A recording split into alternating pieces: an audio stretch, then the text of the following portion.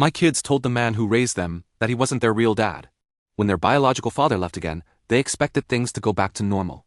They didn't. I'm 36 years old now. I have twins, Olivia and Enzo, both 16. Their biological father and I broke up when I was pregnant with them. Not because we grew apart. Not because things just didn't work out. He cheated on me while I was carrying his children. When I found out, I remember standing in my kitchen, holding my phone, rereading the messages I wasn't supposed to see. I didn't scream, I didn't cry, I just felt hollow. Like something important had been removed from me all at once. We split soon after. He promised he would still be there for the kids. He promised child support, promised weekends, promised help. None of that happened. For the first few years, he would appear once or twice a year, birthdays, a random weekend, Christmas sometimes. He would show up with gifts, take photos, play the role of the fun dad, and then disappear again. And every time he left, Olivia and Enzo would change. Olivia would stop talking for days. Enzo would act out. Nightmares. Tantrums. Questions I didn't know how to answer. I was a single mom, exhausted, grieving a relationship I never had time to mourn. Raising two children who were slowly realizing their father wasn't really their father at all. When the twins were about 1 year old, I ran into Ian. Ian and I had dated in high school. We broke up for a simple reason. I want a kid someday and he didn't think he ever would. It wasn't dramatic. Just incompatible futures. Years later, we reconnected by accident. Coffee turned into dinner. Dinner turned into dating. At the time, he knew I had kids. He was clear he didn't know how involved he wanted to be, and I respected that. For a long time, he stayed at arm's length, friendly, polite, but distant. That changed after we moved in together. I didn't ask him to help, I didn't expect him to. But slowly, quietly, he started stepping in. Bottles, diapers, late nights, doctor visits, school paperwork. He never announced it.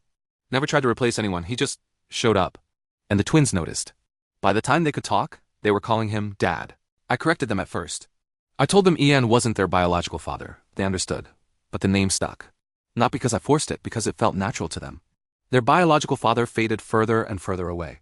Eventually, years went by with no contact at all. Ian became the one who taught Enzo how to ride a bike. The one who helped Olivia with math homework. The one who sat through school plays, parent-teacher meetings, late-night anxiety attacks. At some point, Ian told me he wanted to adopt them. Not for legality, not for control, because he loved them. Because he saw them as his kids. We looked into it. It turned out to be a legal nightmare in our country, expensive, complicated, emotionally draining. We decided not to pursue it. Nothing changed after that. He didn't need paperwork to be their father. Years passed. We got married. The twins were happy, stable, loved. If you had asked them who their dad was, they would have said Ian without hesitation. And then, out of nowhere, their biological father came back. He showed up last year like a ghost from the past. Said he had changed. Said he was a better man now. Said he wanted a relationship with his kids. I didn't stop them. I didn't block it. As much as I didn't trust him, I knew they had a right to decide for themselves. Ian and I warned them gently. We told them to be careful. To take it slow. They didn't listen. They were 16. They wanted to believe him. At first things seemed fine. Phone calls, occasional visits, promises of consistency. But slowly something shifted. They started pulling away from Ian. Not dramatically. Not all at once. Just little things. They stopped asking him for help. Stopped sitting next to him. Stopped calling him Dad as often, I noticed. Ian noticed too. He didn't say anything at first. He just watched it happen. Then one night, something stupid started it all. Enzo had cooked and left the kitchen a mess. We have a house rule: clean your own mess. Ian went to remind him. That's all it was supposed to be. A reminder. Instead, Enzo snapped. He started yelling. Olivia joined in, voices raised, anger spilling out of nowhere. And then Olivia said it. She said they were tired of Ian acting like their father. She said they had a real dad now. She said Ian shouldn't pretend to be something he wasn't, especially since he didn't even have kids of his own. The room went silent. I don't think they even realized what they had said. Ian didn't argue. He didn't shout. He didn't defend himself. He just walked out of the house. I remember standing there frozen, my heart pounding. I turned to my kids and told them they had crossed a line they didn't understand yet. I told them that when their real dad disappeared again, I didn't want to see them running back to the man they had just crushed. They didn't respond. Ian came back the next day. He looked different, broken in a way I'd never seen before. That night, he told me he felt humiliated, discarded, like everything he had done for 16 years meant nothing. He told me there was no coming back from this. I tried to comfort him. I told him if he didn't want to be involved anymore, I wouldn't be angry. I told him I understood. He cried himself to sleep that night. For days after, he barely spoke. I tried to get Olivia and Enzo to apologize, to explain, to fix it. They refused. They said they already had a dad. And that's when I realized something terrifying. They didn't think they had done anything wrong. After that night, the house didn't feel the same. Not loud, not explosive, just wrong. Ian still lived with us. He still went to work, still paid bills, still existed in the house. But something fundamental had shifted. The easy warmth he used to have around Olivia and Enzo was gone. He wasn't cruel. He wasn't cold. He was distant. And that distance hurt more than anger ever could. For years, Ian had been the default parent. The one who checked homework. The one who reminded them about chores. The one who asked how their day went. Now he stopped doing all of that, not dramatically. He just didn't insert himself anymore. If Enzo left dishes in the sink, Ian didn't say a word. If Olivia stayed out late, Ian didn't ask questions. If they needed help with school, he didn't offer. At first they didn't notice. They were too wrapped up in their biological father's return. He was texting again. Calling again, making plans, promising trips. Promising weekends together, promising everything he had always promised. They were glowing with it. I watched Ian observe all of this quietly. He never spoke badly about their father, never interfered. But I could see it in his eyes, the way every new promise chipped away at him. One night, after the twins went to bed, I asked him how he was holding up. He didn't answer right away.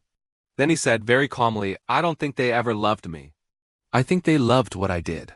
That sentence sat between us like a bomb. I told him that wasn't true. That 16 years doesn't disappear overnight. That kids say stupid things when they're emotional. He shook his head. "They didn't say it in anger," he said. "They said it because they believed it." I had no response to that. A few weeks later, it happened exactly the way Ian had predicted. The texts slowed down. The calls became less frequent. Plans got postponed. Then canceled. Then one day, without warning, the biological father was gone again. No goodbye, no explanation. No closure, just silence. I found out because Olivia came into the kitchen crying. She'd been calling him all morning, messages unread. Calls unanswered. Enzo followed soon after, angry, pacing, swearing under his breath, saying it didn't make sense. Saying maybe something happened. Saying maybe his phone broke.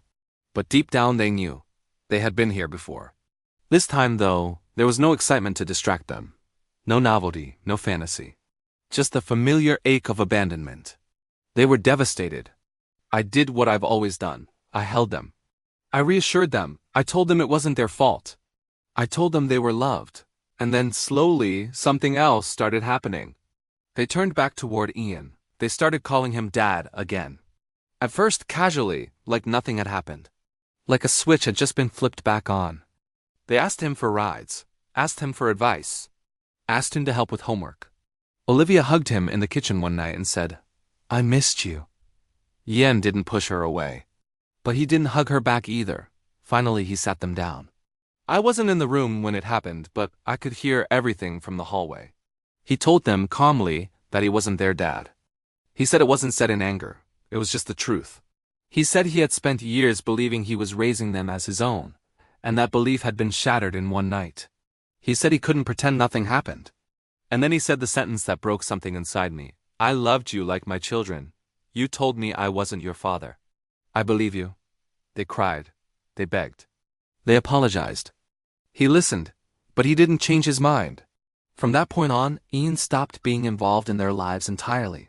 He didn't attend school events, didn't discipline, didn't comfort, didn't celebrate. He existed in the same house but in a separate emotional world. The twins kept waiting for him to soften, to forgive, to go back to normal. Weeks passed. Nothing changed. Eventually they came to me. They asked me to talk to Ian. I told them the truth, that we had talked many times and that he was firm in his decision.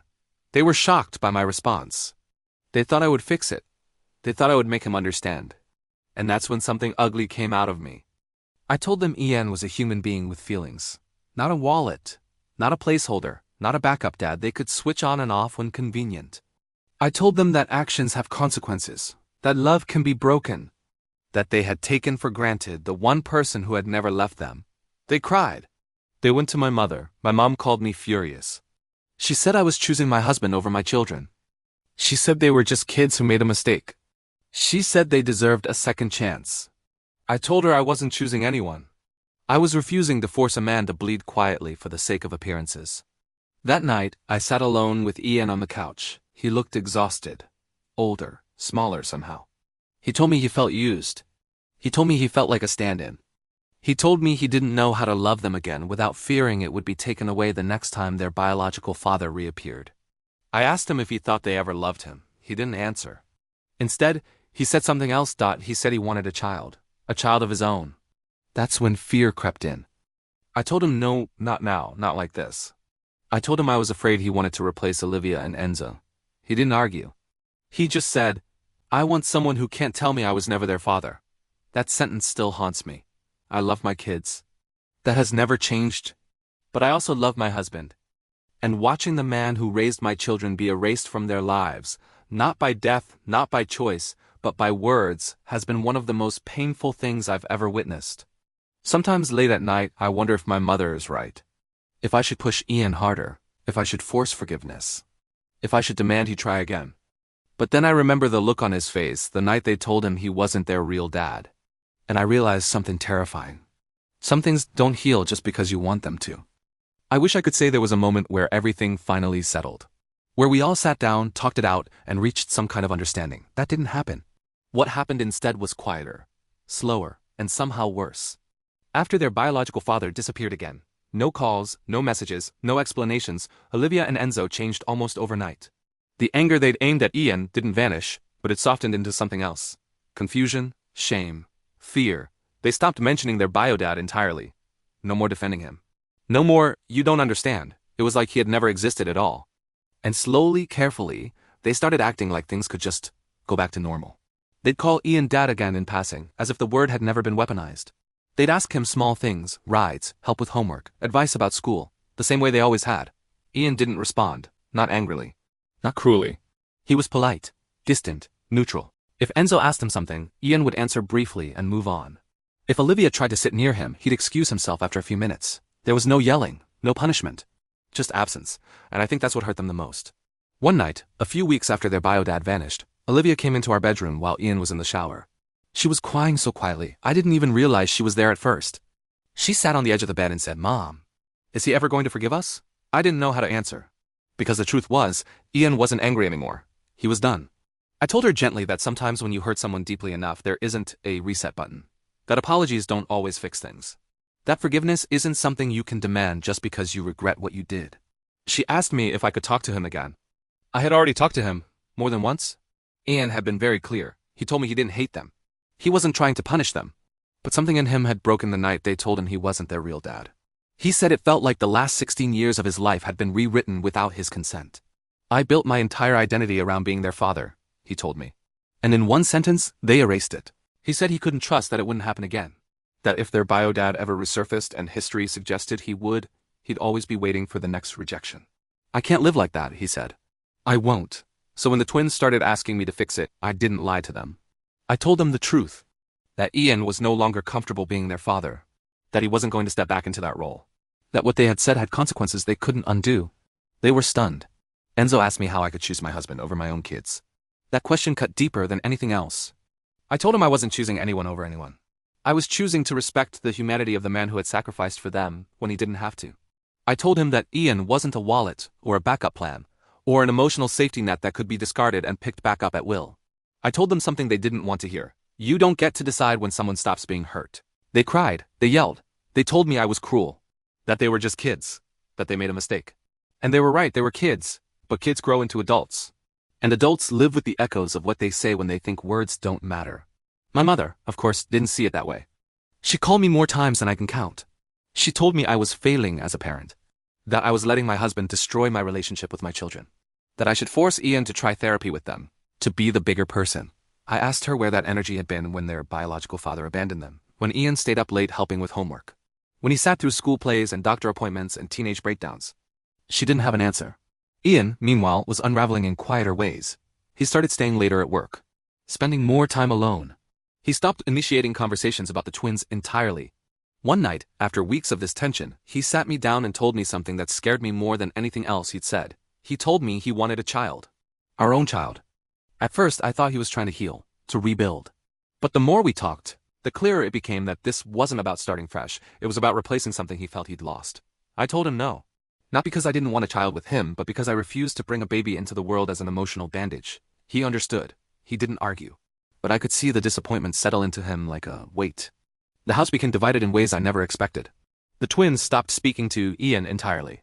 Not out of anger anymore, out of pain. They avoided him the way you avoid a wound that hasn't healed. Holidays came and went awkwardly. Birthdays felt hollow. The man who had once been the center of their childhood was now a stranger living under the same roof. And then, just when I thought things couldn't get more complicated, my cousin called me. She told me that the twins' biological father had been arrested in another city, drug charges. Nothing violent, but enough to confirm what Ian and I had always suspected. When I told Olivia and Enzo, they didn't say anything, they just nodded. No defense. No excuses. That night, Olivia left a letter outside Ian's office door. He didn't read it right away. When he finally did, he didn't tell me what it said. Only that it didn't change anything. Months have passed now. The twins are still living with us. They are safe. They are loved. I make sure of that every day. But they no longer have a father in the way they once did. Ian is still my husband. We are still together. But our marriage is different now, quieter, more fragile. Built around shared grief rather than shared joy. Sometimes I catch Ian looking at old photos of the kids when they were small. Sometimes I hear Olivia crying late at night. Sometimes Enzo pretends none of it bothers him, which tells me it bothers him the most. People ask me if I regret siding with my husband. The truth is, I don't regret protecting someone who gave everything and asked for nothing in return. But I mourn what my children lost. Not because Ian took it away, but because they pushed it away without realizing it could be gone forever. There is no villain here. Just people making choices they didn't fully understand and living with the consequences long after the moment has passed. And that's what keeps me awake at night. Not anger, not guilt. But the knowledge that love, once broken, doesn't always come back in the shape you remember. Sometimes it doesn't come back at all.